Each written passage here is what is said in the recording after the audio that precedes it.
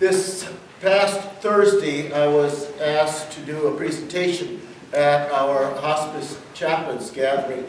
It was about a little over a week and a half ago that Pastor Kathleen called and asked if I was planning on coming to the gathering, and I said yes, and she was telling me about the program, that she was planning on doing a Passover meal, and I said, oh, how exciting, and I explained a little bit to her about what I was doing for our midweek Lenten services. Well, this past Tuesday, she called me and said, well, my time got away from me and I didn't have a chance to do the Passover, so why don't you give us your rendition of the Passover meal that you've been doing for midweek Lenten service. So she says, you have an hour and 45 minutes. So I got together my sermons that I had done for the midweek Lenten services, and then also added some information on the washing of hands, as well as the lighting of the candles, and I managed to fill up an hour and 45 minutes. What was interesting is afterwards, the number of people that came and commented that they had not realized all of the connections between the Old Testament and New Testament, between the Passover and the Lord's Supper, and they were really intrigued by all of the connections that I had given in my presentation. On my way home, I was thinking about that. Why is there a lack of connecting in the Bible? And I began to think, well, maybe one of the reasons is because we are so used to taking passages and stories out of context and not making the connections. I mean, this is true in our Sunday school. We take this story, study it, then we take this story and study it, and at times fail to make the connections. And even we who use a lectionary are guilty of that. We take stories and preach on it, but very seldom make the connections of how it is connected with the rest of the Bible. Take, for example, the story this morning. When we hear Mary and Martha, I don't think we usually think of this story, but we think of another story that doesn't appear in John's Gospel, but in Luke's Gospel. The story of Mary sitting at the feet of Jesus, and Martha serving all of them and doing all of the work, and Martha complaining that Mary is lazy and she should get her up and start helping out. And as we look at that story, Martha comes across as pretty negative, and Mary in a very positive light. That story is in Luke. When we turn to John's Gospel, Martha comes across as being much more positive. And as I was reflecting on that, I started thinking about, well, all of the women in John's Gospel come across in a very positive light. And John has many, many women there, and I started to think, what is the connection of all of these women in John's Gospel? And I've never seen anybody address this, but I remember last year when I took the course on John, and the professor said, you need to see all of the connections in John, because John is so well written in there, all of the stories are interconnected with one to the other. And so I thought, well, what is it that connects all of these women? What was John trying to do? And I don't know if this is right or not, but this is what I came up with, is I believe what John is doing is teaching the early Christian church about discipleship. And he's using the women in his gospel as examples of discipleship. Because every woman in John's gospel not only is set forth in a positive light, but all of them have voice. This is not true of all the characters. For example, Lazarus, the person who Jesus raised from the dead, is mentioned a couple of times, but never speaks. But Mary and Martha both speak. So what is John trying to tell us? And I believe John is giving, through these women, the characteristics of what discipleship is all about. And so I want to take a look this morning at the women that I find in John's Gospel. In other words, connecting John, rather than just taking one story out of context, connecting all of the stories of women in John's Gospel and seeing what it tells us about discipleship. Let's begin first with Mary. Mary is the leading character in this story this morning. And I believe Mary gives us two characteristics of discipleship. The first is gratitude. When we look at this, we see Mary has spent an enormous amount of money on perfume. And why is that? Well, all we need to do is go back in the previous chapter and see where Jesus raised Lazarus from the dead. Mary was grateful for what Jesus had done, and she shows her gratitude by lavishly spreading this expensive perfume on Jesus' feet. Attitude of gratitude is one of the characteristics of discipleship. In a couple of weeks, our conference is hosting the pastors and roster leaders from our synod at Cedar Shore. And the keynote speaker for that is Ken Nearburn. Ken Nearburn is white but has written many books on Native American and white interaction with Native American. One of his best known is Neither Wolf Nor Dog, and then the follow is sequel, The Wolf at Twilight. I've read both of those twice. He's probably best known for this one, Chief Joseph and the Flight of the Nez Perce. I've just started reading that one. In the two books, Neither Wolf Nor Dog and Wolf at Twilight, Ken comes out to rural South Dakota and there meets an elderly Lakota man. And in both of the books, he talks about his journeys with this Lakota elder and the Lakota elder's views of Native American, their spirituality, and also their views towards the white society. One of the things that I remember is this elder, Dan, telling Ken, he said, you know, you white people are so ungrateful. He said, we Native Americans, we're always grateful to the Creator for all that the Creator has given us. But you white people are not. Well, it's a vast generalization to say the least, but I think it speaks a bit of truth. That we are not very grateful. That all we want is more and more and more, rather than being satisfied with what God has given us. And one of the characteristics of a discipleship is being grateful, being thankful to God for what God has given to us. As we look at Mary, we see a second characteristic, and that is the characteristic of generosity. It's Judas who points out that this perfume was worth at least 300 denarii. A denarii was one's day wages. So this would have been 300 days of wages. If you didn't work on the Sabbath, on Saturday, as the Jews were not required not to, it would be a year worth of wages. Truly a generous amount of money. And I started thinking this last week, I wonder how many Lutherans would be willing to give a year of their wages to the church. Not very many. We have a hard time parting with even a few dollars on Sunday morning. I mean, there are some very generous people in this congregation which has helped to meet the budget and so on. I'm very thankful for them. But I read someplace this last week, and I'm not sure, and I couldn't find it again, but I think the average gift in the ELCA to the church is $1,500.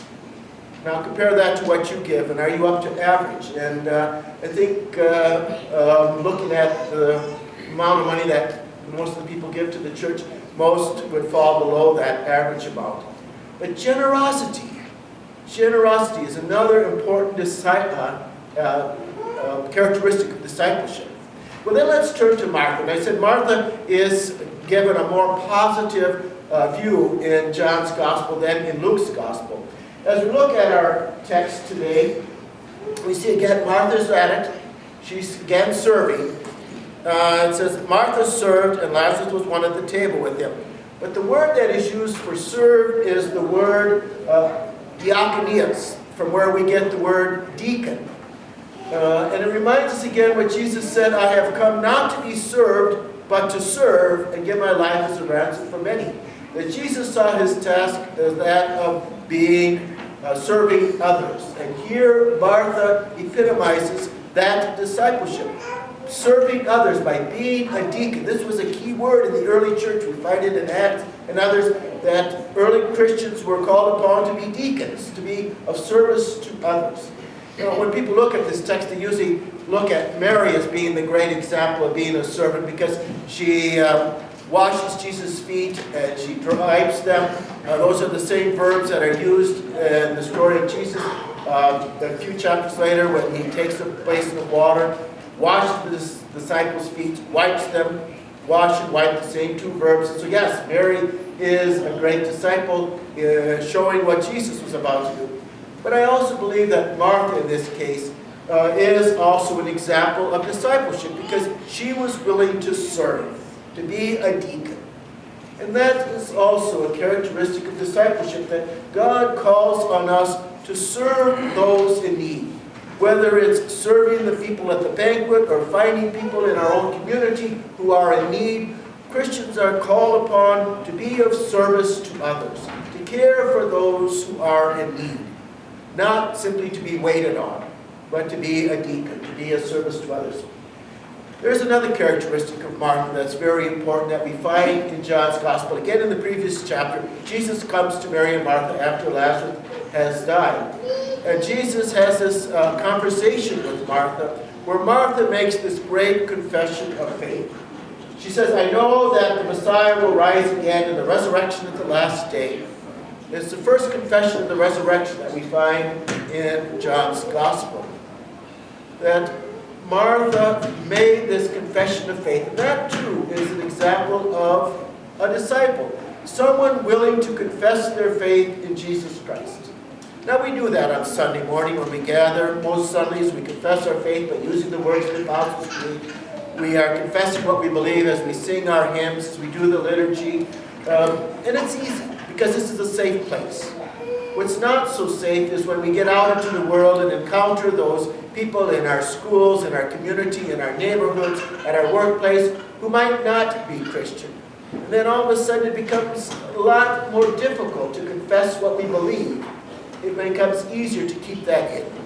But again, a disciple is someone who's willing to stand up and confess that they believe in Jesus Christ, that they believe that Jesus is their Savior, confess what they believe, and willing to do that even if they might be made fun of or be persecuted for it. Then I want to look at a couple of other women in John's Gospel. In chapter 4, we find that Jesus' dialogue with the Samaritan woman, and this is the longest dialogue that Jesus has with anyone in his Gospel. And again, we see here the Samaritan woman giving us an example of what discipleship is all about. For the Samaritan woman goes and invites the whole community to come and see Jesus. Come and see. These are invitational words in John's Gospel. We see right away in chapter 1 where Philip invites Nathanael to come and see. But the interesting thing is, Philip invites just one, Nathanael. The woman at Samaria invites the whole village. And it seems to me what Jesus is saying is that it's important as disciples to invite your whole community, your whole village, to come and see. Again, it's an important part of discipleship to look who in our community might not belong to a church, who might be interested. We are not called upon to convert.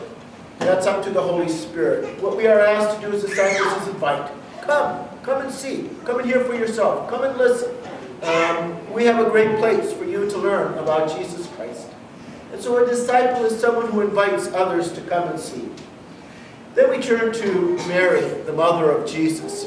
Again, a very interesting, because Mary, the mother of Jesus, appears in the first sign in Jesus' Gospel, which is the turning of water to wine. And again, at the last sign in John's Gospel, remember John uses signs rather than miracles, and the last sign is Jesus hanging on the cross. And Mary appears at both of these. And I believe the characteristic of discipleship that Mary gives is that of being courageous. In the story of the water, turning the water to wine, Mary courageously steps up to her son and says, do something. I think that was really unheard of. Women, even to their sons and husbands, should not speak that much in public. And yet she confronts Jesus and says, it's time that you do something. You brought all of these extra men to the banquet, now they've a wedding feast, now they ran out of wine, it's your fault. Do something. And then again, as we look at the last chapter, not the last chapter, but the last story, the last sign in John's Gospel, where Mary shows up at the cross. Now remember, that was a very dangerous thing to do. All of the other disciples had fled. Peter denied Jesus because he was scared that he too would be connected with Jesus and could end up with the same fate that Jesus did. Now John also has enough courage to show up with Mary at the cross. But it was a courageous thing to do. She was putting her life in danger. But being courageous, standing up for what you believe. This last week, the Catholic Church voted on and found a new pope, Pope Francis. And the first things I've been reading about him, I've been fairly impressed with him because of the way he has acted. Once he became the Archbishop, the Bishop of, I think, Buenos Aires, is it? He, as Archbishop, could have had a limousine with a chauffeur driver. He could have lived in a nice house, mansion that was provided by the diocese.